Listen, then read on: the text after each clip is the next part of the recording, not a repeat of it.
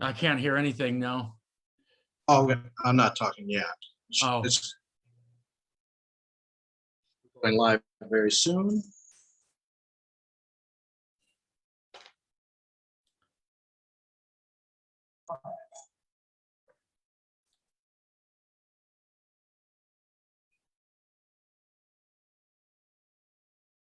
Okay, we're live. I'm here with Jeff Green. Hello. And found out about Jeff through a mutual friend, Mike Bobby. That's how you pronounce his name? Yep, Stabby. Yep. And he clued me into from your one song, the 20-minute song on Elder Creek. You know, because you sounded like he was very proud of how it turned out. And I listened to it. I was like, that's when I contacted you. Okay, you know, because he said, you know, Jeff would be great to talk to. It's kind of breaking up a bit there, Mike. Yeah. What? How about now? Yeah, it's a little bit better. Yeah, well, Mike was, you know, very important to that song. Because, well, I'll give you a little bit of background about it. It started out as 4 or 5 different song ideas. When the way I tend to write, it's kind of weird. It's like I get kind of jigsaw puzzle pieces, and then so, okay, that's good, that's good, that's good. Now we're gonna need a chorus for that, a verse for that, a middle eight for that, and that's always the way I've kind of written. And then it was funny when I was working on these 4 or 5 different segments, and I was saying to my wife, you know, I just, maybe I should just fit them all into one song. And she goes, well, I thought that's what you were doing anyway. It sounded like that. And then it just became completely obvious to me that that was the way it was supposed to go. It was never going to be planned to be a 20-minute song. But everything just seemed to kind of work out that way. It just, certain things segued very easily into other things. And it almost began to write itself once I made that decision. And Mike was very good at being the glue in that, you know, with the keyboards, kind of his ethereal tones, and, you know, he had suggestions here and there, and he was really, really into it. And then, of course, his great keyboard playing inspired me to come up with different guitar parts, you know, that could be of the same quality. So it just tended to build and build from there. But yeah, it certainly wasn't a thing where I, you know, oh, I'm going to come out and write a 20-minute song now. It's just kind of a very happy coincidence, you know, that it all worked out that way. Yeah, you know, I noticed the better or the best 20-minute songs and longer are ones that aren't planned that way. They just absolutely, they just come out naturally. And that, you know, because I've heard I heard a lot of those kind of songs in the 90s, you know, when prog was getting a big resurgence, especially out of Sweden. Yeah. And I've heard a lot of, not so much Swedish, but I heard it said a lot of it was almost like a 50-50 between American bands and bands out of England. Yeah. That were forcing themselves, you know, almost like they felt like if they didn't get that 20-minute song, it would be, you know, their prog credentials would have been taken away. And it's like a failure of sorts if you release an album without that epic on it, you know. Right, you know, and I think that's how the 90s was operating. I mean, there's still bands that are coming out that they do epics, but, you know, for the most part, I mean, I think I'd rather hear, if it's going to be an epic, be something natural, or just maybe like a good 7 or 8 minute long song with, or, you know, songs that segue to each other, even though they're separate like in a Well, suite. exactly. Like Dark Side of the Moon did that. I mean, there aren't any long epics on it, but there's no gap between each song. It just kind of moves into the next piece. So that's another way of connecting without having to write, a specific 20-minute song. I mean, you can have song cycles, kind of like, again, like the Beatles side 2 of Abbey Road. It just all Oh, kind yeah. of blends into one another. Oh yeah. So in case anybody out there that's watching doesn't know how about a brief little history? Okay, well, Uh, as I was telling you a little bit earlier, it's kind of a long-winded thing, but basically, I was born in Sacramento, California, and my mother's English. Parents got divorced when I was about 6. She moved to my brother and I to England, where I stayed for about a year. And because I developed kind of feelings for the whole curriculum, education in America, started to make friends. I'd started to develop relationship with teachers and so on. I just wasn't settling in England. So I went back when I was about 7. And then but before that, I had started to play the recorder, and I really, really enjoyed it. And I remember it giving me some kind of peace. Like if something had troubled me at school, say, I go home, play my recorder, and I just felt infinitely better. It just sort of got rid of all the angst and everything. And then when I went back to the States, I picked up the clarinet, and that, which is a good extension from the recorder.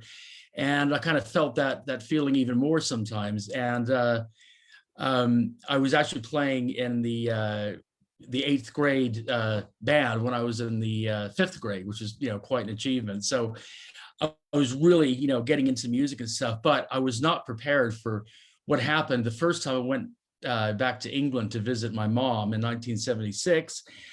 She took me to a Rick Wakeman concert. It was supporting the No Earthly Connection album. And that just blew me away. I mean, I had perfect seats right in the middle. I was only 9 years old at the time, and I was absolutely blown away by the music, the lights, the smoke machines, the capes Rick was wearing. And it was like a spiritual experience. I was just absolutely blown away. And when I went back to the States, I started tinkering around on my grandparents' piano that they had in an old abandoned sort of room way down the other side of the house. And my grandma was listening, and she recognized I was picking out certain pieces and little licks and riffs and stuff like that although she didn't call them that, from TV shows, music that was played on the radio or whatever. And so and because I was so into Rick Wakeman, I thought, yeah, I'll take keyboard lessons and I'll be a keyboard wizard. And after a while, I kind of realized, it's not really for me. It was actually on my next visit to England in 1978. One of my friend's older brothers put on side 2 of Dark Side of the Moon. And when I heard David Gilmour's guitar solo come in, halfway there, I was just, again, that was the second kind of experience, for me. And I wanted to know what that was. How did the guitar make that sound? How did it scream like that? So the following year, I got an acoustic guitar, and I started, the traditional way, the learning book, and then I got some lessons. And it just kind of went, it became an obsession, morning, noon, and night. It was guitar. And then I started playing in the high school jazz band, and then I got into some various cover bands. And then when I decided when I was 19, I was going to have an extended vacation in England to visit my family. And I brought my guitar with me, and I got into a band, got a girlfriend, wasn't planning on any of this. It just sort of happened, and I ended up staying. Yeah.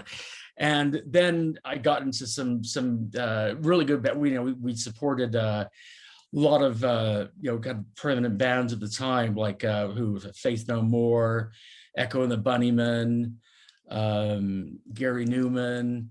Right. And we had a development deal with East West Records. And they actually said to us, well, the problem is we can't really categorize your music. We don't know how to market you, basically, which is, kind of an obvious way of saying sorry, but no thanks. But I actually spoke to the guy, and he was dead serious. He said, I can tell you guys are very progressive in your playing, but there's just not a market for that. is we're very into it, but we're just not going to be able to sell it. And so we kind of went our separate ways after that. I played in a few cover bands just to, pay the bills and stuff like that. I got into an Eagles tribute band and a Carpenters tribute band, which is where I met Mike of all places. Right.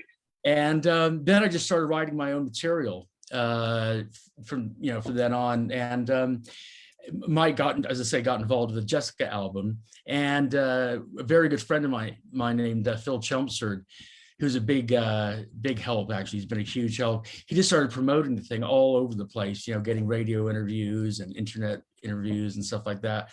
And it just kind of went on from there. And I decided just to keep writing progressive music, and it's great because I got as you're saying, there's no deadlines, the way it is here. I can just kind of release it as and when, which is handy, particularly when you're doing it in a different country away from your fellow band members.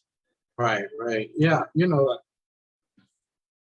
It's so amazing how you were saying your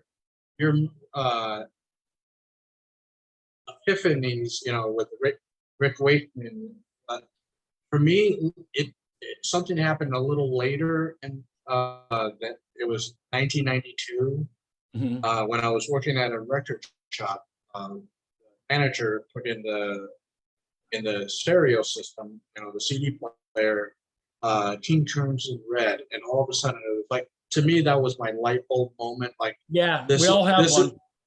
This is the music that I should be listening to, and I just dove right into it. Been going down the rabbit holes, as they say, with this music, finding new music all the time, and it's like, and that finding with Mike, his band Palace. I found out about them in late 90s, all it just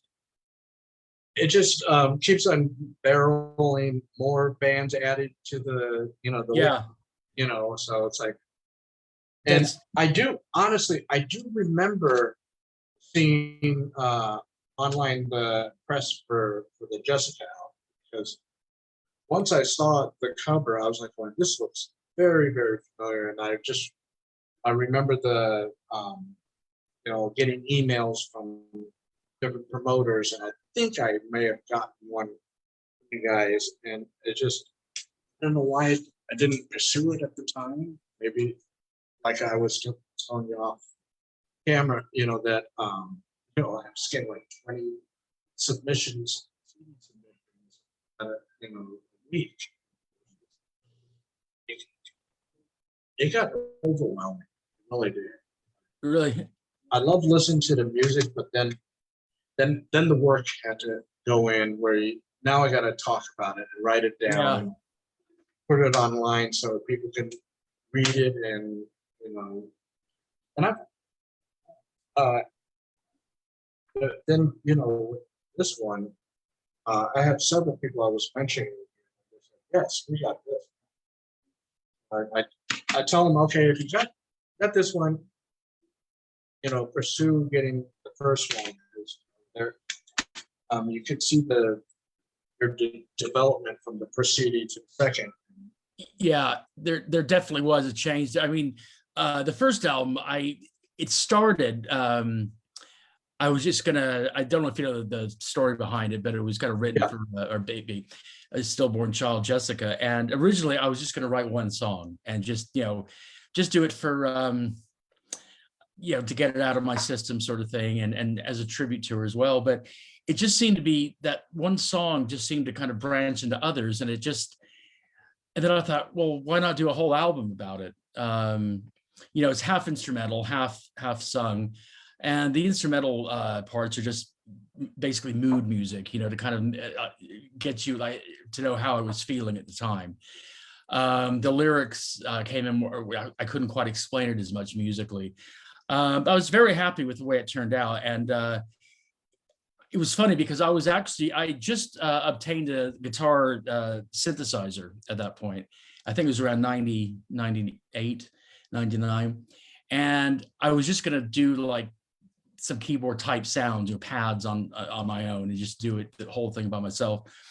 And a drummer, that I knew very well from function bands we used to play in together, named Pete Riley. He kind of overheard me talking about this, and he goes, "Well, Jeff, I've just opened up my own kind of drum recording studio. If you give me the tracks with a click track, I'll put the drums down for you. See what you think." I said, "Oh, okay," because prior to that I was just going to program them, and so I let him kind of go and have fun with it for a couple of weeks. I couldn't believe what came back. It lifted everything.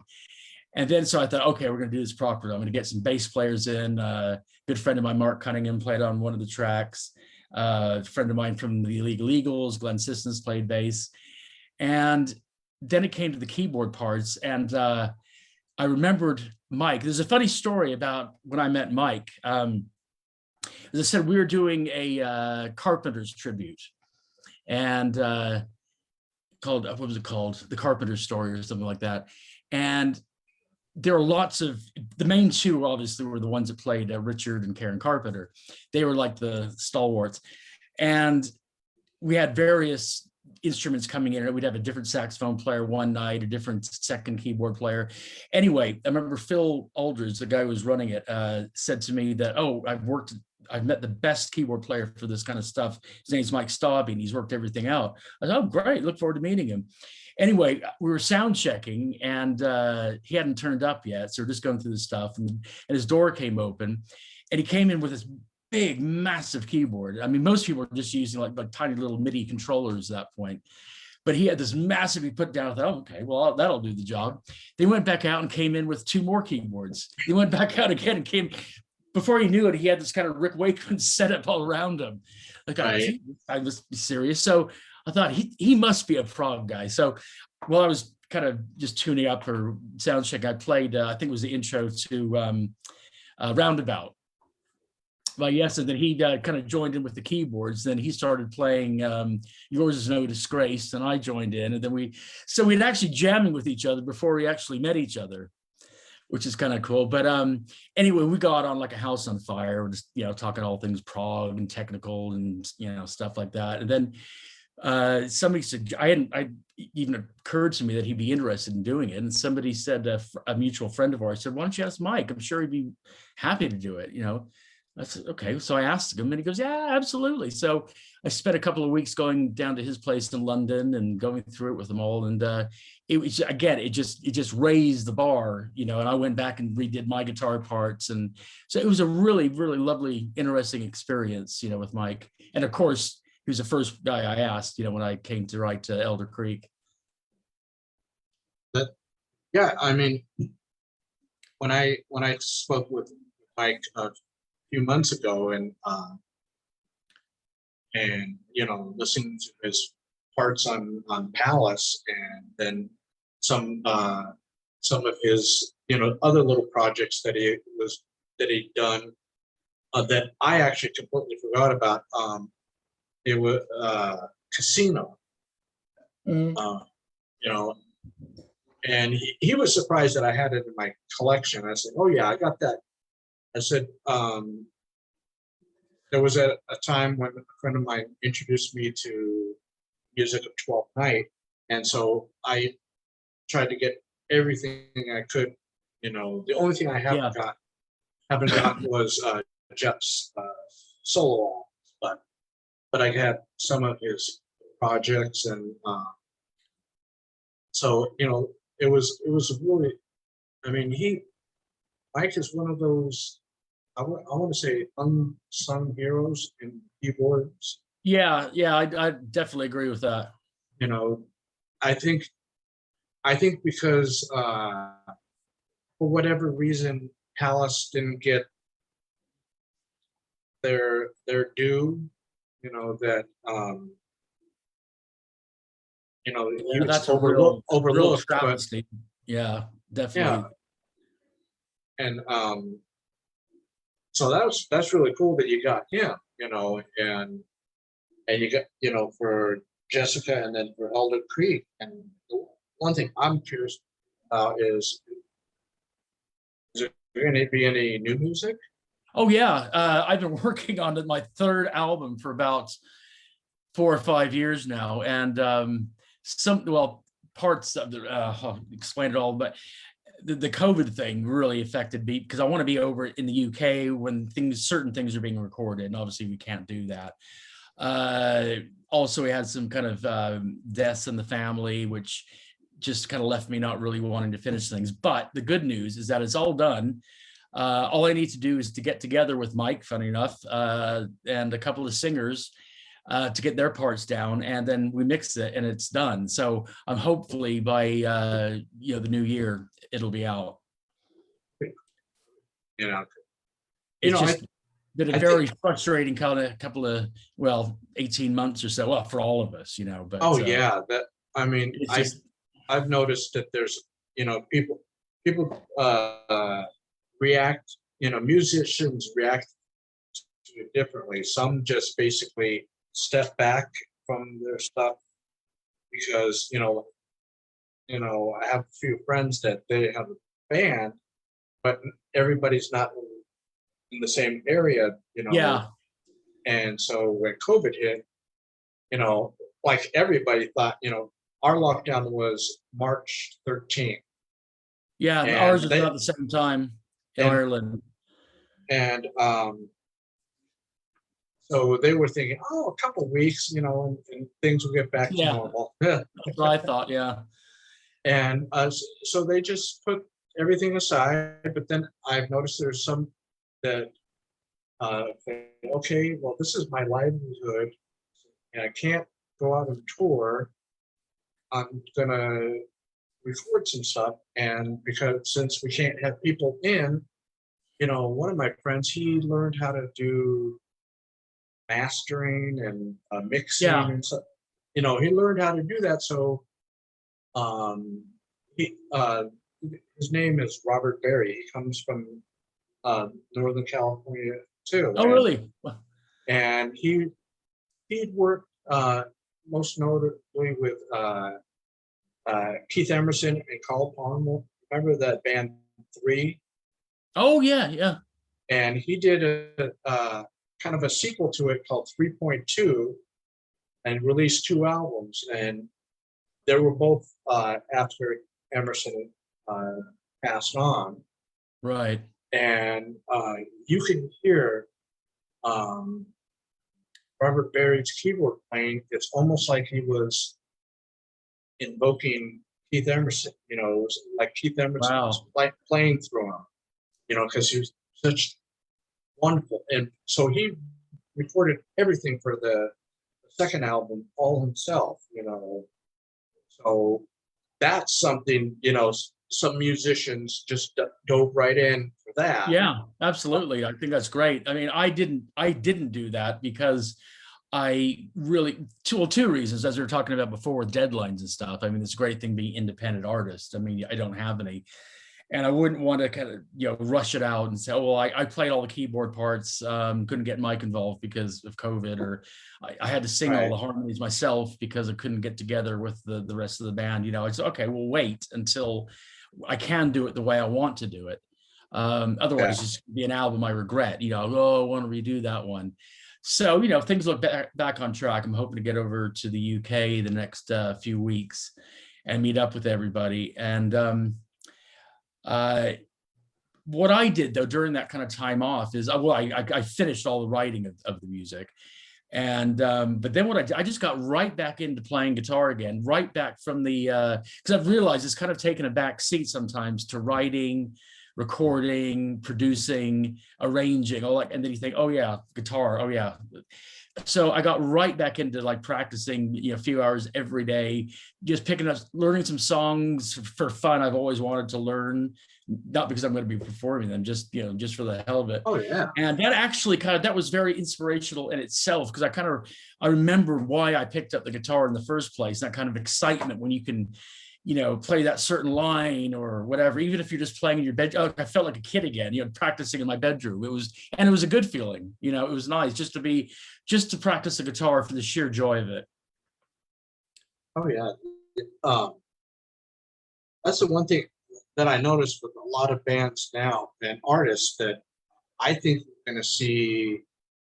I want to predict that 2022 is going to be the year of the most albums being released. Oh yeah, I can imagine the backlog there must be. Yeah, I mean,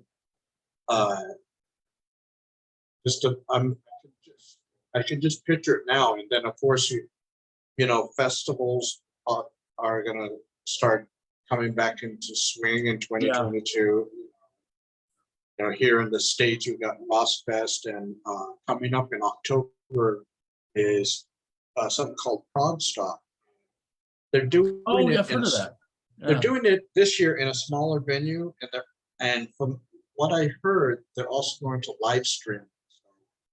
Um, that was one of the things that I would that I'm thinking about is with the live streaming is I think it's going to be because of COVID. Not every location is going to have full capacity just yet. Yeah. And I think, but then at the same time, doing a live stream, I'll take for your two locations, California and Ireland. What if you in California want to go see a band and they're only playing in Ireland? You can't afford to go there. No, exactly. So, have a live stream and you cover all the bases. Then you can get people like in Australia that might want to see your band, and, I mean, it can be for a positive thing, for musicians, reach more than, their little core audience, Yeah, absolutely. I think it's gonna be very interesting next year. As you say, a lot of live stuff is gonna be streamed, and for good or bad, at least the music still gets out there. Okay, you're not hearing it live as such, but it's better than not seeing them at all. Exactly. And I think a lot of albums are going to be kind of created the way I'm doing mine, with like some of the guys I've been sending files to back and forth, the drummer and the bass player. That's Chris Childs and Pete Riley. They're professional studio musicians and session musicians, and they just get the stuff and how's this, that could send it back, and then yeah, invariably it's fine. But I think this has kind of opened up people's eyes to the way that things can be done, right, outside of what's perceived to be the norm, which going into a studio together. I mean, it's cheaper, it's quicker, it's you don't have to get everybody in the same place at the same time. exactly. The only downside to it sonically is that, I mean, it can sound a little bit robotic or static because you're not working as a band together. But I've been working on a few little things to kind of remedy that. There's certain ways you can kind of make it feel a little bit more live, and just maybe by playing to the drums without a click track or something like that, just going with what the drummer's doing and then sending it on to the next guy to put his part down. So if there's certain ways you can, that's an art in itself, I think, which is going to be explored in the upcoming years because of what the pandemic has done in terms of getting people together in the same room. They've obviously looked at other ways to create music together. And there's another interesting dynamic with live music, certainly with the UK and Europe, is because of the Brexit thing that happened now. It's become kind of untenable for a UK band to go touring in Europe, because now they're having to take on taxes and set up tax codes, and which they can't, some of them don't have the facility to do that, Right. nor the inclination to do that. So that's going to be another interesting thing. I've read about a few bands who are just saying, well, sorry, we're not going to be able to get over the pond to see you guys, in Europe. And even talking about not releasing physical media anymore, just purely streaming sites. So it's going to be very interesting to see what happens in the next coming years. Yeah, I did a little over a month ago, I did a show about, streaming versus physical media, and how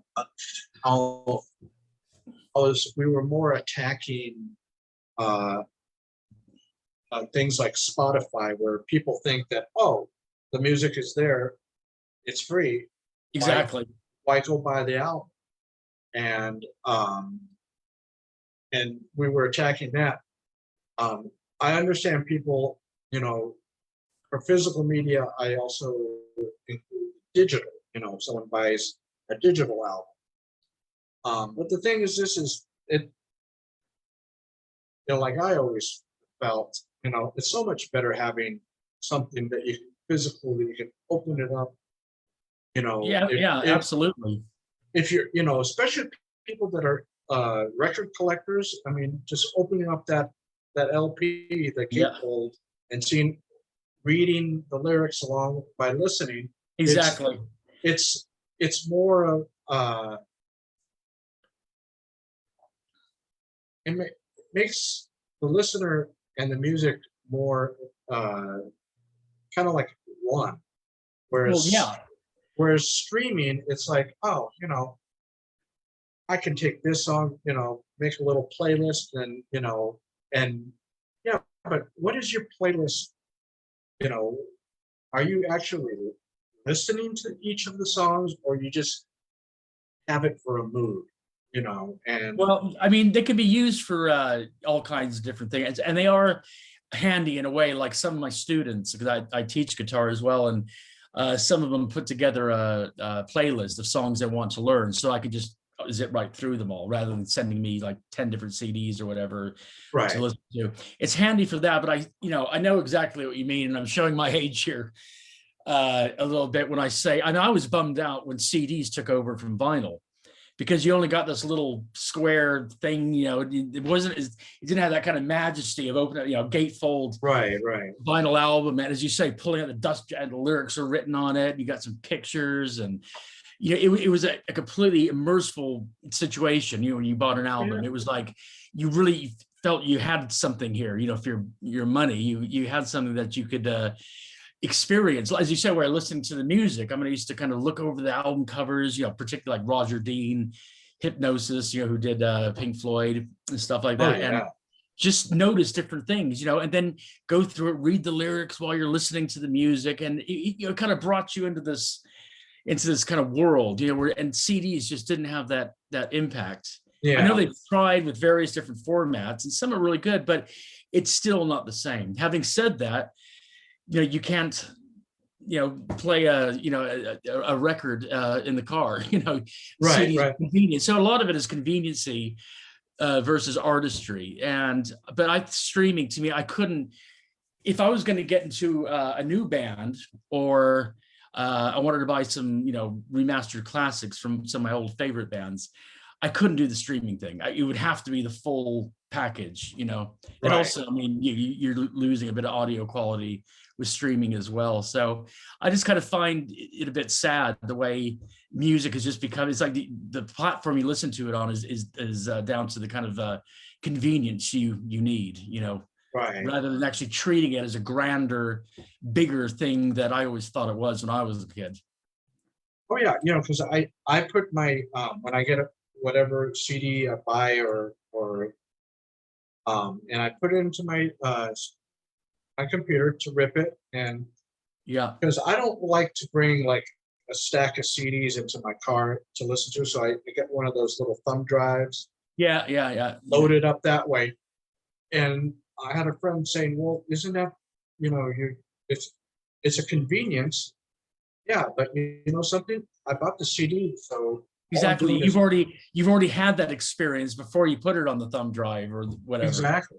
You've had that experience. It's like you know ha- having a wonderful painting in your house. You don't bring it everywhere to look at it. You could just take a picture of it if you want to, but the experience is already there on your wall permanently, Exactly. and as it is with a CD or a LP or whatever. Yeah, I had, growing up, I had some albums. I really wasn't a big album collector because at the time, cassettes, it's easy to put into your little Walkman and take it with you. Yeah. And I was happy when we got CDs for that set because I hated the rewinding. I Oh, I really know hated that was, that. and they always got stuck in something and just spilled out everywhere. Yeah, something always happened. So I welcome the CD, but I understand people that are still collecting, you know, and they're not one of these new people into the collecting of albums. You know, sometimes you would call them the hipsters, something like that. Yeah. You know, it's a trendy thing to do, and it's like I would love to honestly have album records because, but I don't have the room for them in my, you know. Well, yeah, I mean, that's a sad thing. You have to kind of adapt with society, you know, as it goes Yeah, on. but I applaud people that they're still buying albums, you know, like it's usual business for them. Yeah. And so but with the streaming thing, I just don't get it, you know. The only thing I do by streaming wise is, you know, when you buy a CD from Amazon, once in a while they'll give you a MP3 on their thing. I mean, something like that. And I would use Amazon and then YouTube to explore music and to see. Well, that's exactly what I did with Transatlantic's latest album.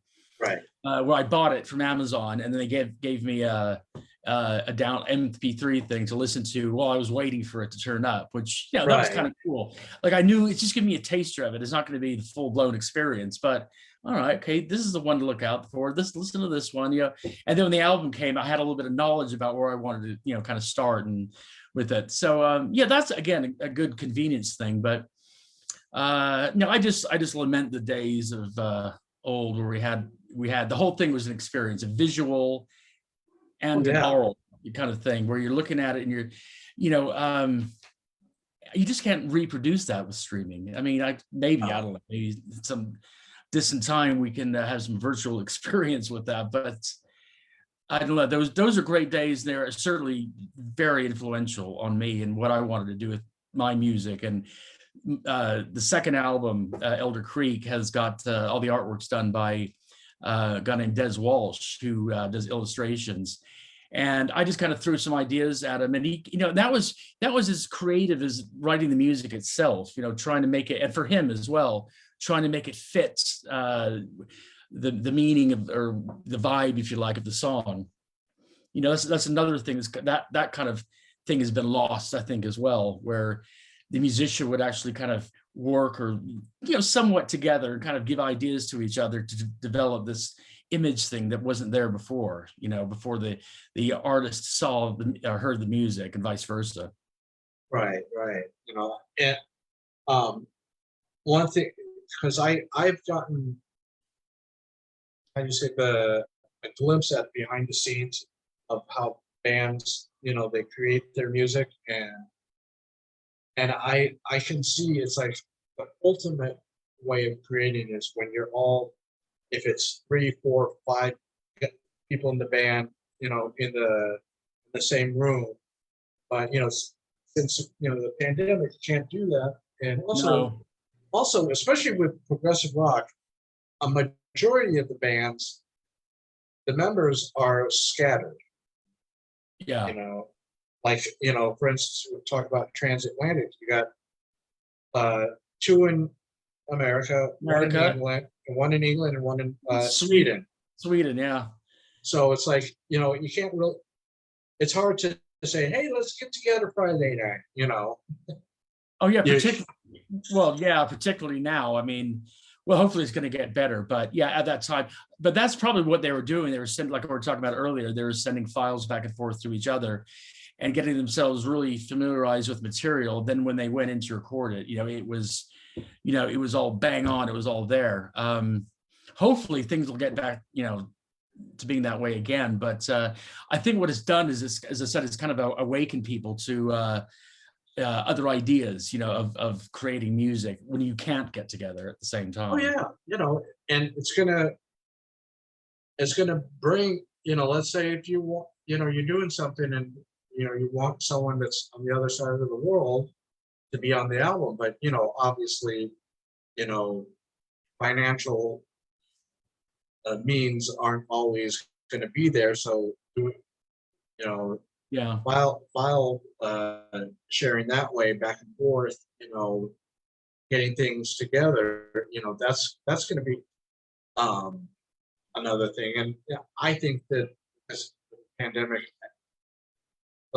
it's every the way it was is no longer going to be. It's just we're going to adapting. Musicians are going to adapt. Yeah. Record labels are going to adapt. Big or small. Concerts and festivals are all going to adapt. I mean, some of them are going to be, when it comes to the concert side, are going to be responsible, and we're going to root for people, for that responsibility. Looking at your fellow concert goer and saying, hey, we're on the same page. We're vaccinated. We're going to be on the healthy road and make Yeah. sure that we'll be able to see our favorite artists on the stage, Yeah. big or small, Well, trying to be optimistic about it all, which I mean, it's been very difficult, for everyone in the world, but in this industry where you need to get out and play in front of people, that's exactly what you do. It's been impossible. But I'm just hoping that makes all of us, the musicians and the fans, everybody else, much more appreciative of what there was going on prior to COVID. I mean, it's sort of like at one point it became very blasé about it. Oh, I got a festival this week, I got a festival next week, and now it's like, oh my God, I'm seeing my first ever gig in 18 months, and I hope that kind of spirit of just appreciating both the musicians appreciating the fans and vice versa, that we can do this and realize just how barren it's been for the last 18 months. And, it's been hard to kind of, for a lot of people to kind of remain enthusiastic about things when, like, well, I don't know, when can I release this? Is there any point in releasing it if nobody can go to a store and buy it? Should I release it as a streaming only? Is that the answer? Or are you ever going to gig again? And I think, once we get out there, I think we really should think about what we haven't had for a long time, and appreciate it. Because I can't wait to get out and play in front of an audience again. I'll play in front of 3 people if necessary. Right.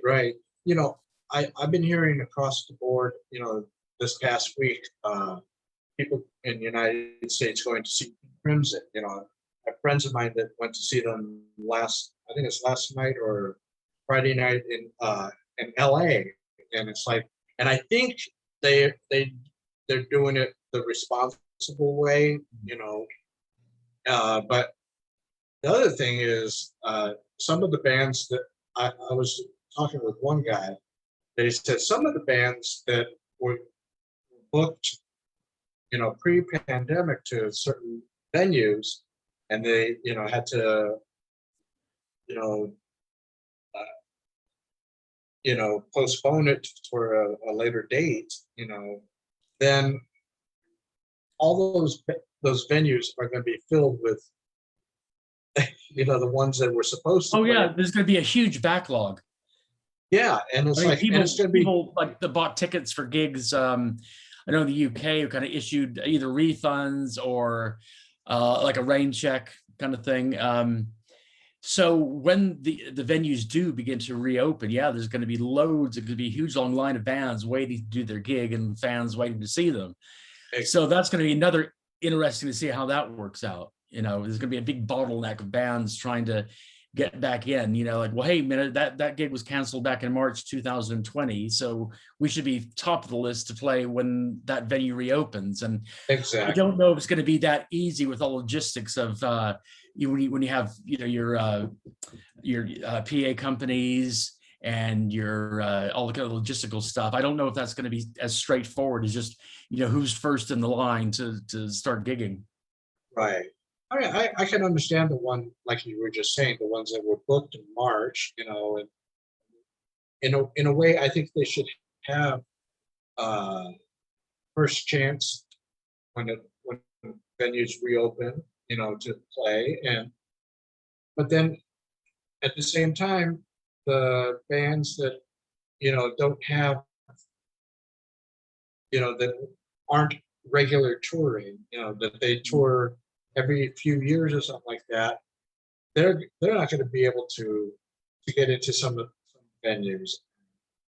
No, because they might be somewhere, they might be on the other side of the world when things reopen again and not be able to get back to that venue that they were originally booked for in March. So I mean, it's a logistical nightmare, I would have thought, for the organizers. I don't even want to think about it. I would not want to be an organizer because like you said, a nightmare, a total nightmare. You get they got a touring crew, you've got your front of house mixers, monitor engineers, drivers, your guitar techs, bass tech, keyboard tech. I mean, all these things to consider. They might have gotten some work from another band that's now out gigging somewhere else. So it's just a matter of, I think, just regrouping and just starting again from the beginning and saying, okay, we're back to doing some live music. How are you fixed? What's your schedule like now? But I just don't know how they're going to work it all out.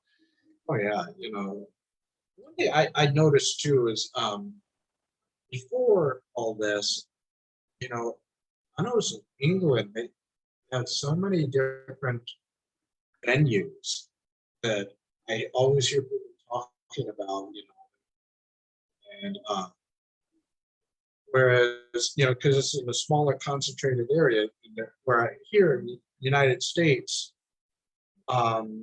there's certain places, Maine in particular, that I kind of call a prog wasteland because I have no prog band seems to want to come up because Ireland's a bit like that too. We actually managed to get Rush in 2011 on their Time Machine tour, and which is awesome. But I mean, I've been living here in Ireland for about 2006, about 16 years.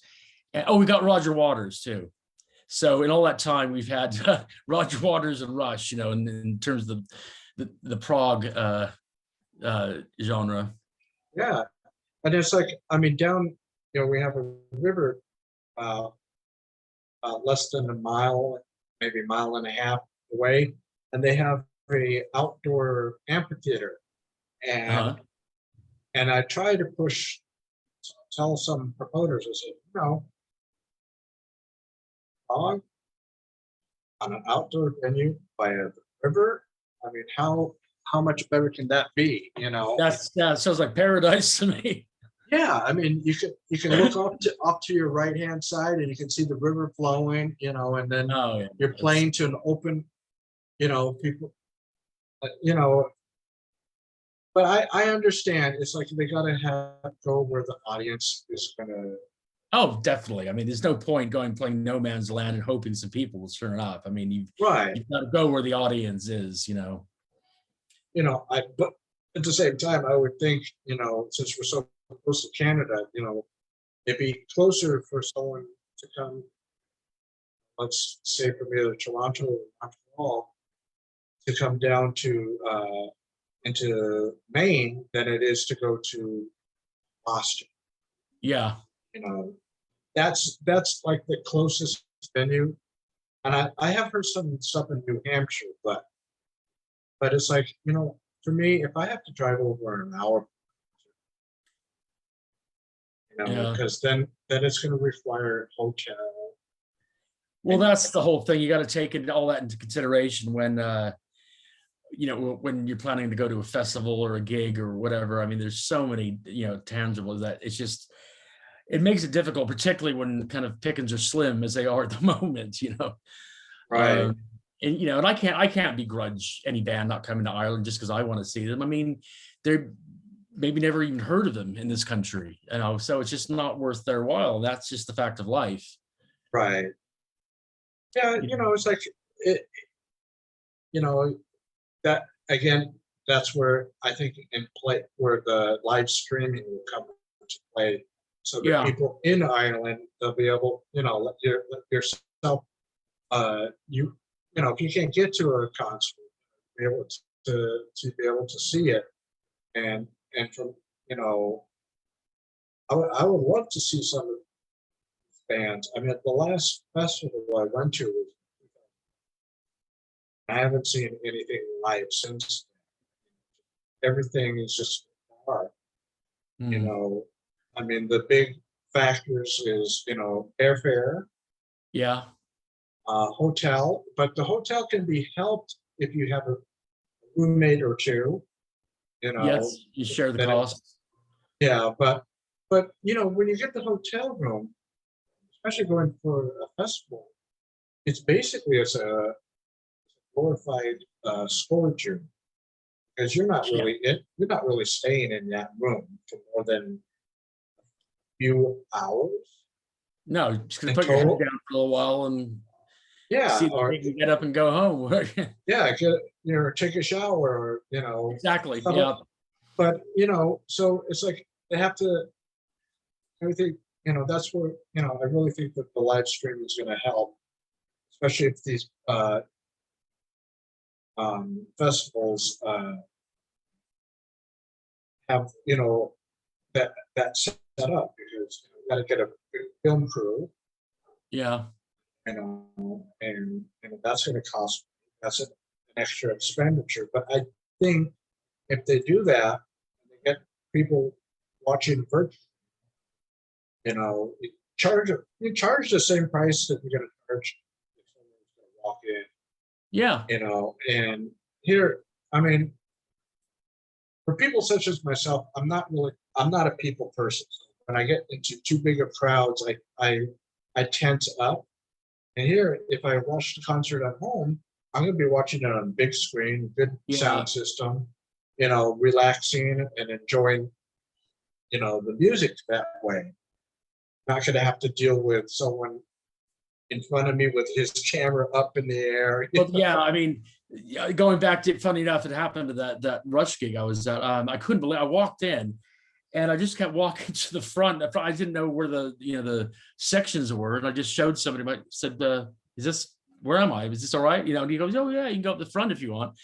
And I think the rest of the audience were in the bar, and I was just standing there by myself, right in front of Neil Peart's kit. But then the people came in. The fans all came in, and and yeah, of course, yes, you're pushing and shoving. And luckily, I was kind of at the front, so the cameras weren't too much of a problem until I had to go to the bathroom. When I came back, and then of course everybody's up the front, and all I was seeing was the band through somebody's camera. Right. And you know, you're getting too old for that kind of stuff. You know, it's just, I mean, in that the environment you've just suggested, that could be very nice. Oh yeah, you know, and so you know, I do look forward to what's going to happen in the music industry. I know we don't have too much of like in the old days how record labels control. I think it's how the online stuff that is controlling, you know, where you know music is going. And but with the prog bands, I mean, I think in a way we're kind of the rebels, you know. We're defying the system, how an album comes out, you know, because we're putting it out, you know, like you were saying earlier, on my terms, not the label's terms, my terms, you know, and saying my record's going to come out when it comes out. You know, exactly. If you rush me, it's not going to be a quality product, and it's not going to sell because of that. So it kind of defeats the album, you know. And then maybe 5 or 10 years later, you're going to go and remix it and basically waste your time on something that should have been, you know, not. So you know, that's the one thing I noticed with prog. You know, we put out, and then sometimes you hear bands that's like they just put out an album last year, and all of a sudden, bam, you know, 10, 11 months later, we got another one. It's like, there's got to find balance between the two of the situations. You know, leaving, like me, for example, leaving it so long between albums, but then, as you say, put them out one after the other.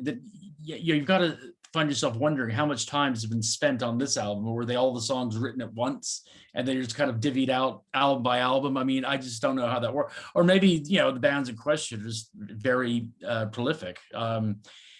But I definitely, from my point of view, as a fan of music as well as a musician, I would rather hear a band that spent as much time as they needed to on that album and scrap it, start again if they needed to, than hurry up because I want a new release from whatever band, you know. So, and I think, yeah, you're right about prog rock does sort of invite that sensibility. Yeah, I mean, one of the more surprising releases that I got in the past during the pandemic was that Frost box Oh set. yeah. I'm like going, what prog band has ever done something that big before? You know, that kind of a box set. I was like so surprised, and and then you hear big name bands that seem to be struggling with how am I going to release this album? It's like, and then here they just pumped out this, it obviously it's the older albums, but putting it together in a box set, was amazing. Yeah. So it's like the prog bands can do anything, they're, I mean, like you were saying earlier with the Transatlantic, that they released two separate albums, but they're connected, and I thought that was Yeah. A lot of people didn't like that. I mean, I bought the I can't remember what it's called now, the longest one, the Absolute Universe, I think, and I haven't owned it for even 6 months yet, so I may wait a bit longer and get the other one and see if there's that, but something like that could be the way to go, to generate interest in things, like have different mixes of stuff. Or I even thought of a way of maybe of like coming up with like stems for a person into that kind of thing. They can kind of do their own mixes if they want to, like what Stephen Wilson's, like he's inviting people to remix. Has one in particular off his new album, and it's wonderful. I mean, I've heard so many diverse different mixes of it. It's really, really interesting, and obviously people are enjoying it. They're downloading the stems and putting them into their music programs on their computers and just having fun with it. So maybe that's another way to go. To keep the thing from becoming absolutely sterile streaming things. I don't know. Just a thought. Well, there's one band that newer band, but they're all the members from that band were from Jellyfish. Oh yeah, that's right.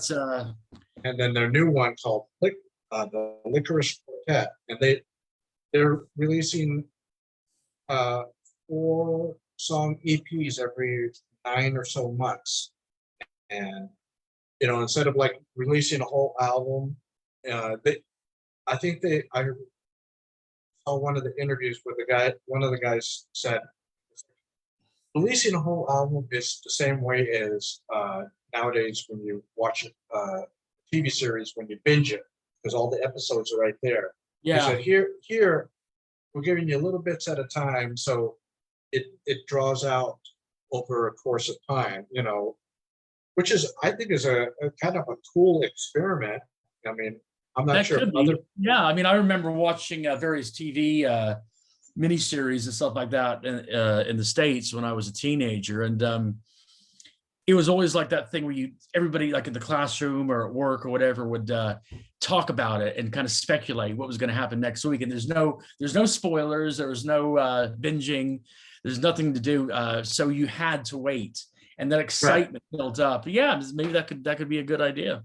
Yeah, especially if you let's say for you, for example, then you're taking your time, but you still want people to you want your name out there, and putting out maybe 3 or 4 songs, like an EP, and I can see that's what they're trying to do, is keep their name circulating in people's minds, by it's like it may take them 2 years to release a full 12, 13 song album, but by doing it this way every 9 months, getting some music from the band, and it's like, I mean, I think it's just a different way of doing it, and might not work for every band to do that, but it's Well, yeah, it depends on the band. It depends on the type of music, but it's certainly an idea worth exploring, I think. right. I mean, but I while that's a cool thing, I think it, in a way, kind of more gimmicky than anything. And I just assume, I mean, I like EPs, but I love the full length albums Yeah. even better. I mean, I think the EPs should be, here's a little something until the main course comes out. Here's your appetizer. Well, yeah, like Stephen Wilson did that with that, was it 4.5 or something like that? Yeah. Yeah, I mean, those are good ways. And I think the music industry is going to have to change to kind of suit people's needs and keep the interest going at the same time. And maybe like that would be a really good idea. I remember back in the 90s, Stephen King book, The Green Mile. He released the books in like little just chapters at a time. So you'd buy that chapter, then maybe the next month he'd release the next chapter. And that was a great way of keeping you, not just putting the book on the shelf and thinking, I'll finish that someday. It was like, okay, I'm ready for more now. It's kind of like those old the serials where that's it. You wait till next week to find out what's going on. Exactly. I mean, there's so many ways, gimmicks like that to help keep the product, whether it's music or a book or movies, keep it in people's minds that, okay, I haven't put out an album in 5 or 6 years, but I'm still here. So don't, because it's been funny. It's like there are several things that bands you haven't heard from for years, and all of a sudden something pops out, like, with almost like no warning whatsoever, all of a sudden. Yeah. I should take some of that advice myself, actually, not leave it so long between albums. Well,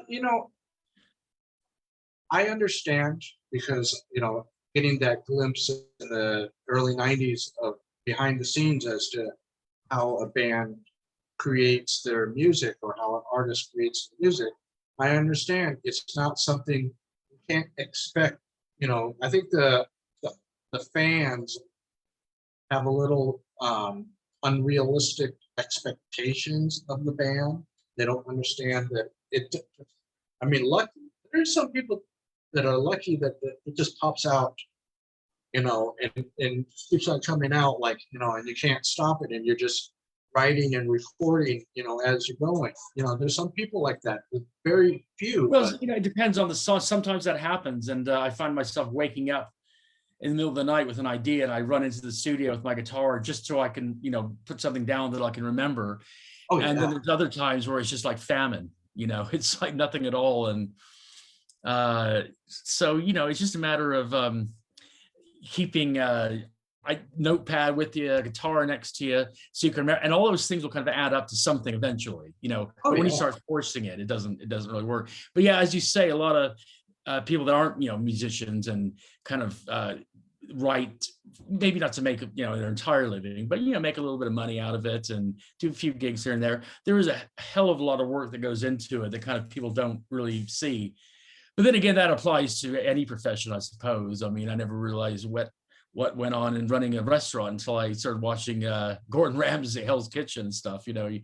What's going on behind? Like maybe that could be, the kitchen could be comparable to the studio. Or people are pulling their hair out, they can't get a good sound, and the producers telling them to do that take again, do it again, and and all that. So I mean, I guess every job, has its kind of side that people don't readily see. But yeah, it is difficult, when the juices aren't flowing, and sometimes you just have to let it go for a while, until you get some kind of, until it naturally comes back. It usually comes around poking you in the back and saying, okay, I'm here, I'm ready. And you kind of listen, you got to learn to listen to that voice, that pick up your instrument or sing whatever you do, and just put down whatever it is. And I guarantee you'll find something that you're going to use. Again, in fact, on some Elder Creek album, I won't tell you which one, but there's a guitar chord progression that I wrote when I was 14. Oh, wow. Believe it or not, I just remembered it. And I thought this is perfect for it. It does. It's just amazing. I'm in actual awe with musicians when they create something, because I like to pay attention to what's going on in the song. I mean, I don't know a lot of the technical things. I don't know. I mean, I know some keyboards, but I couldn't tell you. And guitars, I know some guitars and some bass and some drums, but when it comes to the technical side of it, I don't know anything about it. But I like to pay attention. Well, you know what, Ron? In some ways, that's a very good thing, because the more I started to understand, music theory and the technical aspects of it, and then touring and recording and everything else, it kind of, in a way, it's a strong word to say ruined, but it kind of lost the magic for me, because I understood how it was being created. I kind of understood it more when, like, the first time you hear, a classic album, Dark Side of the Moon, Close to the Edge, Supper's Red, whatever. Sorry, selling by the pound. It's just a magical moment, and it's like the stars are aligning, and wow, this and that, and then you realize, well, the guitar player played this, and then it's a great feat to come up with the stuff in the first place. But sometimes the more you understand something, the less you appreciate it, But then again, you can appreciate it even more for what went into it. So what I'm saying is, it's probably a good idea. The position you're in is perfect, because you're still enjoying all the new music coming in. It was almost like in a naive kind of way. You're not entirely sure what this is, entirely sure what that is. Just the magic is hitting you. Yeah. Well, one recent one that I got right here. I had this on CD many years ago. Yeah. And he released it just last year. He released it with his Theme of Secrets. Uh-huh. And it has the 2 CDs, and then it has that Blu-ray 5.1 or something mix. And you get to hear that, and it's almost like a brand new experience. And that's exactly. I was just going to mention that too. That's another really good way of experiencing music again. Once you become so used to it, every little nuance, and using LPs, every little scratch you can remember. That can take it into a whole new ball game. Yeah, and it was just so amazing. It was like listening to it again, and then I loved it when I first heard it, and it was like, you fall back in love with it, because now, with those 5.1 mix, whether it's on a Blu-ray or a DVD, you're hearing things that were, buried, and they're brought out, whatever They're standing reason, out on their own on a speaker by itself. It's a very interesting way to kind of rediscover old music. Yeah, and that's what I'm amazed with. I mean, because I don't have one of those big, stereo systems that I can hear it, with all the the 4 or 5 speakers. So I like to listen to it on my headphones, because then everything is coming into my ears. It's not being the sound's not dissipating from the speaker to me, because there's other noises going on here. I can hear everything going on, and it's like, to me, it gives a more magical experience with the music. One of my favorite Pink Floyd songs, Echoes. I love listening to it. I love listening to it in the dark, and eyes closed, and just go, drifting off. And that's one of the wonderful things about progressive rock is songs take you there. It's just the same as, like, I gotta tell you, on that song Elder Creek, the last one. A long time from now. Yeah, I mean, I listened to that. I think it was a few days ago. I just I found it on the Amazon Music. So, instead of trying to find the CD to put it in my player, I was listening to it, and I just leaned back on my recliner, closed my eyes, and just, my girlfriend was like, "Are you okay?" I said, "Yeah, I'm going on a journey here." Oh, I'm really glad it took you on a journey, because that was definitely the intention of it. There's kind of references to rivers and seas and oceans and traveling like that. So it's kind of metaphorically, and I suppose in a way, a journey to kind of, you're starting in this one place with the song, and then you're kind of I'm mentioning different settings and different people coming in and out of it, and the music changes dramatically, and that was the whole idea. So you've been taken for a ride, I suppose. That was one of the best compliments I got for that song. I'm really that's pleased about. I mean, if a song can do that for me, I know that's a song that I can revisit many times. And Yes, exactly. I feel the same with things like Close to the Edge is a big one for me. I mean, every time I can't listen to that song. Once it starts, I can't stop it. It just has to go, and I have to kind of sit down and absorb it, and so Echoes, yeah, exactly. That's another one too. Yeah, so it's like that's the wonderful thing about especially progressive rock is they can take you on these journeys, whether it's something prolific or it could be just a simple thing, that just contemplating, life. Yeah, it could just be a mood piece. I mean, what bands like Ozark Tentacles spring to mind, where they just a lot of jamming and kind of going on, kind of spur of the moment stuff, stream of consciousness playing is what it sounded like. Right. And it sets you up for this mood. There's, not a great deal of lyrics or any lyrics. You just kind of go with the whole vibe of it and get enveloped into their world. Exactly. That's one of the things I like. Yeah. And listen, Ron, I better get going now. Pretty soon. It's getting kind of late over here. Gotta call my wife. My wife's over in the States in California at the moment. Oh, okay. So I want to long distance. I want to give her a little quick call before it gets any later. But I've really enjoyed the conversation, Ron. Yeah, I really appreciate you taking the time out to talk to me, and thank you for the music so far. And I look forward to future music. I'll keep you updated when it's about to be released and everything else, and maybe we can do another one. I would like that very much. Well, I really enjoyed your show with Palace. I watched that from beginning to end, and thank you. I learned a lot of stuff I didn't know about. I was telling Mike, I learned a lot of stuff I didn't know about what went on with the band, and I'm really honored that he kind of put my music forth to you so we could do this. And thank you so much for having me. Oh, you're welcome. Well, thank you again, and I look forward to, like I said, the new music and talking to you. Yep, same here. And as I said, I'll keep you posted. So I'm looking for early next year. Okay, I'll look forward to that, and I'll put all the links down below when I upload this to YouTube. So